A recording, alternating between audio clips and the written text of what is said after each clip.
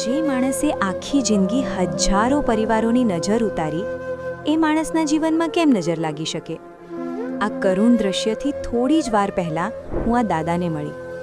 એમના એ આંસુમાં લાચારી કરતાં પણ વધારે પોતાના પરિવાર માટે કશું ન કરી શકવાની પીડા હતી. દાદાના એ શબ્દોએ મને ત્યાં જ થીજાવી દીધી. બેટા, આ પેરાલિસિસે માત્ર મારો પગ જ નહીં પણ મારા આખા પરિવારનું સુખ પણ છીનવી લીધું. મેં મારું આખું જીવન દુકાને ફરીને લોકોની નજર ઉતારવામાં અને બીજાની ખરાબ નજરથી બચાવવામાં વિતાવ્યું. આજે એ જ ઢગલો લીંબુ મરચા મારા આંગણે પડ્યા છે, પણ હું... આટલું કહી તેઓ અટકી ગયા. ત્યારે મેં જોયું કે એ વૃદ્ધ માજી ખૂબ જ શાંતિથી સોય દોરામાં લીંબુ અને મરચાં પરોવી રહ્યા હતા. માજીએ ધીમેથી કહ્યું, દીકરી, એમને દુઃખ એ વાતનું નથી કે એ ચાલી નથી શકતા, પણ દુઃખ એ વાતનું છે કે હવે એ દુકાનો પર જઈને નજર કોણ બાંધશે, કોણ સૌનું રક્ષણ કરશે? એટલે જ હવે હું જાઉં છું. જે કામ એ કરતા હતા એ હવે હું કરું છું. વૃદ્ધાવસ્થાનો પ્રેમ કેટલો ગહન હોય ને! બસ એકબીજાના સપનાને જીવંત રાખવાની મથામણ. મેં એમને રેશનની કીટ આપતા કહ્યું, તમારી આટલી ઉંમરે એકબીજા માટેની લાગણીને સલામ છે. અમે હંમેશા તમારી સાથે છીએ. ત્યારે એમના ચહેરા પર એક આછું સ્મિત આવ્યું. મેં મનોમન નક્કી કર્યું કે આ બાળક હવેથી ભૂખ્યું નહીં સૂવે. ખરેખર પ્રેમ એટલે માત્ર ગુલાબ આપવું એ નથી, પણ સમયસર આપેલી દવા. હા, એ પ્રેમ છે. કોઈ પણ ફરિયાદ વગરની નિસ્વાર્થ સેવા અને કોઈના કામને એમની ખુશી માટે કરતું જવું. હા, એ જ તો પ્રેમ છે. તમારું નામ? દાડમબેન. દાડમબેન, કેટલા વર્ષોથી તમે સંખેશ્વરમાં? 20-25 વર્ષથી બાંધવા આવીએ છીએ.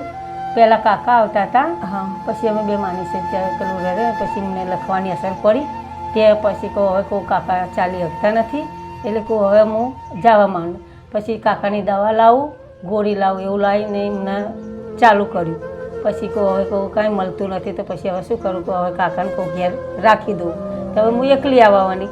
તમે એકલા ત્યાં આવો? સંખેશ્વર એકલી જાઉં. થરાસી. એટલે બેન હવે કોઈ સહારો નથી, તો કહું હવે ઘરમાં તો ખાવા પીવાનું કંઈ નથી, કશું નથી બેન, શું કરવાનું? હવે કોઈ કમાવનાર લીંબુ મરચા વાળાનું છે, એટલું લીંબુ મરચા બાંધું એના ઉપર ઘન ગુજર ચલાવું છું. અત્યારે પણ સેમન લેવા ગઈ ને એવું લઈને આવી અને હવે રાંધીશ, ત્યાં બધા ખાશું. હવે શનિવારે કોઈ બાંધવા જાઉં છું. એક જ શનિવાર જાઉં, 5 રૂપિયા 10 રૂપિયા હાલે અને બાંધીને આવું કરું છું. અને એનું કંઈ ગુજરાન ચાલતું નથી ને મેં બધી વાતે હેડે છે.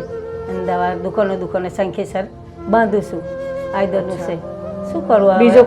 બીજો સપોર્ટ કોઈ છે નહીં. અચ્છા, તારે શું કરવું? દાદાને તકલીફ વધારે બહુ છે, એટલે દવાનું એવું બધું ચાલુ કરું છું. થોડું લાવું ને થોડું ચલવું. અઠવાડિયામાં એક દનની દવા લાવું ને થોડી ચલવું છું. લીંબુ મરચાં કેટલા ટાઈમથી હું તમને સંખેશ્વરમાં દર શનિવારે જોતી હોઉં છું, એટલે મને એમ થયું કે લાવો તમારા ઘરે પહોંચું તો સાચી હકીકત શું છે એ મને ખબર પડે. બરોબર, એટલે હું મારે છેક થરા સુધી અહીંયા આવવું પડ્યું કે બેનની સાચી હકીકત શું છે, તો હું જાણું તો લોકોને કહી શકું કે બેનને આ તકલીફ છે. બીજું કઈ ઘરમાં છે નહીં તમારે? કશી બેન, શું કરવાનું? આવું તો હોય તો સજાવું ને. બરોબર છે. દવાના જોશમુર જ હું તો તૂટી ગઈ, શું કરું? લીંબુ અત્યારે કેવા કોઈ સસ્તા ભાવે મળે કે કઈ રીતનું છે લીંબુ? નહીં, બહુ મોંઘા છે. 150 રૂપિયા, 160 રૂપિયા, મરચાં 50-60 રૂપિયા કિલો. ઓહો, તને દોડા લાવું તો 150 રૂપિયાનું પોકેટ આવે છે. એટલે ધંધો કરવા પૈસા તો કંઈક તો જોઈએ જ ને. પછી ના કરું તો શું મળે મને? કાંઈ ના મળે. કાકાની દવાઈ પણ ના થાય. હામાં ભૂખે બેસી રહીએ એવું લાગે. આવી તકલીફ છે. દવા અહીંની હોસ્પિટલમાંથી? ના, પાટણ છે. પાટણ એમને લઈ જવા પડે? પાટણ લઈ જવા પડે. કઈ દવા ચાલે છે બતાવજો. આ રહી ને દવા, આરી એ દવા ચાલે છે એમને.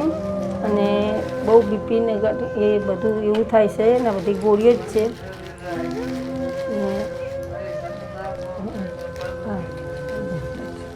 આવું થાય છે. બધી ગોળીઓ. કેટલો દવાનો ખર્ચો થાય તમારે દર મહિને? દર શનિવારે દર મહિને મારે 1200-1500 રૂપિયાની દવા આવે છે. દર મહિને? દર મહિને ભાડા સુધી થઈ જાય. સ્પેશિયલ રિક્ષા લઈને જ જવા પડે. હા, એમને તો એમ તો જાય નહીં. સ્પેશિયલ રિક્ષા લઈને જવું પડે. આ બધી પરિસ્થિતિ જોઈ તમારી આમ બહુ દુઃખ થાય છે, પણ હું તમને એક આશ્વાસન આપું છું કે કંઈ પણ કામકાજ હોય તો અમારું જનમંગલ ટ્રસ્ટ તમને ચોક્કસ મદદ કરશે અને તમારી જોડે ઊભું રહેશે.